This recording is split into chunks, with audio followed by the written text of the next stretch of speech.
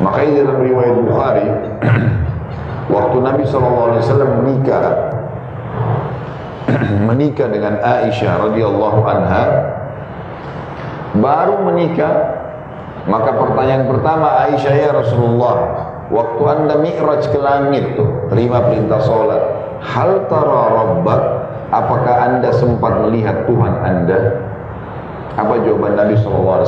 Allahu nurun ala nur anna arah. Allah itu cahaya di atas cahaya. Artinya ini bahasa terang sekali. Saya cuma lihat cahaya, bagaimana saya bisa melihatnya? Memang Allah belum terlihat.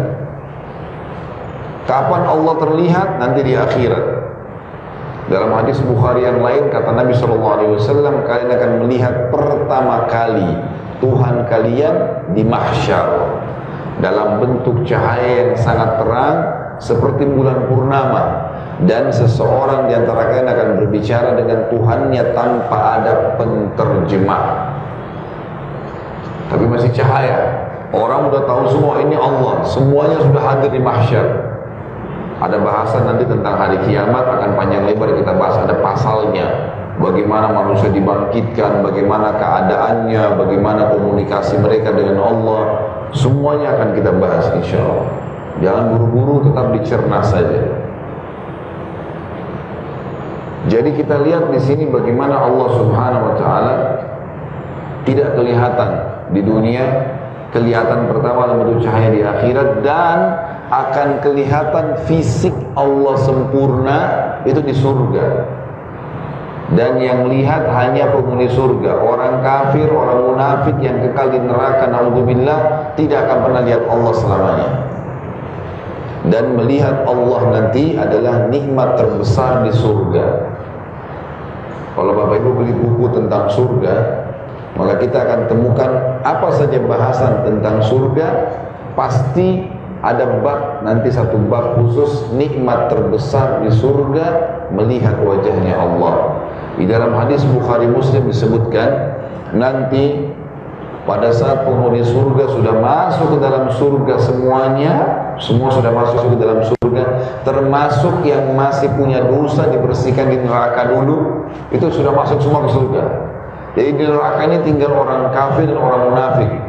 Kalau sudah masuk semua ke dalam surga, maka Allah Azza wa Jalla mengumpulkan penghuni surga lalu berkata kepada mereka, apakah kalian sudah puas dengan nikmat yang saya berikan? Ini masih suara, belum lihat Allahnya, tapi sudah yakin ini Tuhan Allah. Apa yang Allah janjikan pada saat mati, melihat malaikat maut, ada alam barzah, timbangan amal hari kiamat, kemudian ada yang selamat, ada yang masuk neraka, surga neraka didatangkan. Orang sudah yakin Allah Subhanahu wa taala pada saat itu. Enggak ada lagi orang yang kufur, tapi penyesalan sudah tidak ada gunanya.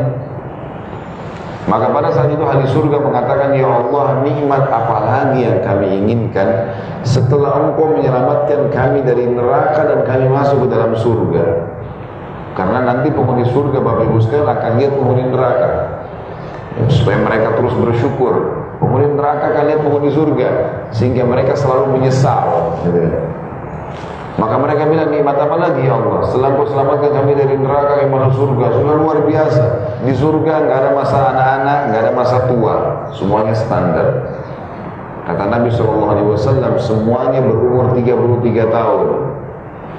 Laki-laki akan kembali kepada poster ayahnya Adam, hadis Bukhari. 60 siku ke langit, 27,5 meter. Semua perempuan akan kembali kepada poster ibunya Hawa, 40 siku ke langit, 17,5 meter. Jadi Bapak Ibu yang pendek gak usah khawatir. Ini cuma di dunia, di akhirat sudah lain. Gak ada masa tua, gak ada masa muda, masa anak-anak. Standar 33 tahun semuanya. Laki-laki 60 siku ke langit, 4 perempuan 40 siku ke langit. Nggak ada capek, nggak ada letih, nggak ada gangguan orang, tidak ada lagi keringat, emang tidak ada buang air besar, tidak ada buang air kecil, dan makanan serta minuman yang mereka makan yang tidak dibutuhkan oleh tubuh mereka akan keluar dalam bentuk keringat yang lebih wangi dari bau kasturi. Ini luar biasa di surga. Tidak ada beringos, tidak ada meludah, nggak ada buang air besar, nggak ada buang air kecil. Abadi, kenikmatan yang luar biasa. Luar biasa sudah. Istana seorang mukmin di surga, dari awal tanah ke ujung tanahnya dia, itu jaraknya 40 tahun. Itu istana satu seorang mukmin di surga. Dia bisa punya banyak istana di surga. Allah mengatakan surga itu luasnya seluas langit dan bumi. Banyak sekali. Tidak bisa digambarkan. Pohon-pohonnya, buah-buahan begitu dipetik keluar lagi, pakaiannya, jalanannya, tanahnya itu semuanya berlian, intan, mutiara. Udah nggak bisa digambarin. Bangunannya dari batu-batu bata emas. Udah memang abadi. Makanya Imam Ahmad mengatakan rahimahullah, kenikmatan seorang mukmin di dunia dapat panduan. Dia tahu mana halal, mana haram. Dinikmatin. Orang kafir itu tetap makan. Kita juga makan. Kalau orang beriman nggak makan mungkin wajar dia susah. Enggak. Mereka minum, kita minum. Mereka pakai kendaraan, kita pakai kendaraan.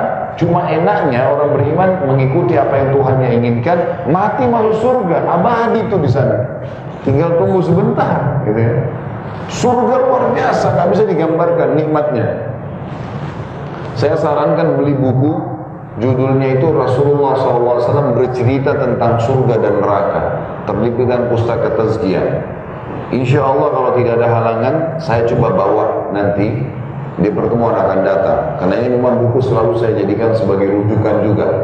Biasanya saya hubungi penerbitnya, kemudian saya luar biasa. Ada juga buku yang lain judulnya Tamasya ke Surga. Itu terbitan Darul Falah. Kalau tadi Pustaka Tazkiyah, cuma dibaca tuh apa yang Allah janjikan. Karena dengan mengetahui apa yang Allah janjikan itu hati kita jadi terbuka. Oh ternyata ada ini, ternyata ada ini, dan seterusnya. Ringkas yang ingin saya sampaikan adalah penghuni surga semua waktu sudah masuk ke surga mereka sudah hidup abadi. Bahkan tidak ada buang air besar, tidak ada buang air kecil, nggak ada WC, nggak ada kamar mandi, nggak ada. Lalu bagaimana orang di surga? Ya memang sudah abadi, kulitnya abadi, semuanya abadi, semua abadi. Bahkan kata Nabi SAW, penghuni surga setiap hari Kamis laki-lakinya ketemu, ini hadis Bukhari juga, ketemu di sebuah pasar di surga. Allahu a'lam bagaimana, tapi yang jelas begitu hadisnya. Kemudian kita imani itu. Kemudian mereka akan ditiupkan oleh Allah dengan angin, yang angin tersebut mengubah tubuh mereka, paras wajah mereka, kulit mereka menjadi lebih indah dari sebelumnya. Lalu mereka pulang ke istana-istana mereka, lalu mereka menemukan istri-istri mereka juga sudah berubah seperti itu. Jadi setiap minggu Allah perbaharui, nggak ada salon lagi. Di surga Allah cuma tiupin angin selesai, gitu kan? Nggak ada lulur, nggak ada hand body, nggak ada semuanya. Allah SWT sudah servis secara alami. Apa kata penghuni surga waktu itu? Kata Allah, apakah kalian puas dengan nikmat yang saya kasih? Kata Allah, kata para manusia, tentu saja Allah, nikmat apa lagi? Setelah ini, udah nggak ada kalahkan ini. Kami masuk surga selamat dari neraka, neraka azab yang menakutkan luar biasa, berat sekali. Lalu kata dalam hadis Bukhari dikatakan Allah Subhanahu Wa Taala mengangkat hijabnya, pembatas antara dia dengan hamba-hambanya. Lalu pertama kali penghuni surga melihat wajah Allah waktu itu, fisiknya Allah, dan serentak semuanya berkata, ya Allah, tidak ada nikmat mengalahkan melihat wajahmu. Permadani, dayang-dayang, makanan, kebun yang luas, istana, pemandangan yang luar biasa hilang dengan melihat Allah. Maka semua ulama sepakat mengatakan nikmat terbesar di surga mengalahkan semua melihat Allah Subhanahu Wa Taala.